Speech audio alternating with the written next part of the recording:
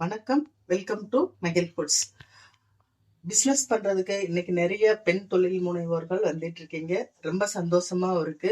ஆர்வமா செய்றீங்க. ரொம்ப ரொம்ப சந்தோஷம். இதுல பாத்தீங்கன்னா நம்ம ஒரு பொருள் தயாரிக்கிறோம் அப்படின்னம்னா அதுக்கு நிறைய வேலைகள் இருக்கு. அதாவது ரா மெட்டீரியல் வாங்குறதுல இருந்து பேக்கிங் மெட்டீரியல், அதுக்கு டிசைன் பண்றது, இப்படி பலதரப்பட்ட வேலைகள் இருக்கும் ஒரு ப்ராடக்ட் பண்றதுக்கு. இப்ப பாத்தீங்கன்னா செய்முறை விளக்கம் இதெல்லாம் போடும்போது நம்மளுக்கு எப்படி நம்ம பேச்சுவாக்குல வரும், ஆனா எப்படி நம்ம போடுறதுன்றது தெரியாது. இப்ப 4 லேபிளை பார்த்தா தான் நம்மளுக்கும் இந்த மாதிரி போடணுமோ அப்படின்ற எண்ணங்கள் வரும். அதெல்லாம் சரிதான். ஆனா நீங்க ஒரு தப்பு என்ன பண்ணக்கூடாதுன்னு பாத்தீங்கன்னா, ஒரு லேபிளை பார்த்து அப்படியே டிட்டோ பண்ணி போடாதீங்க.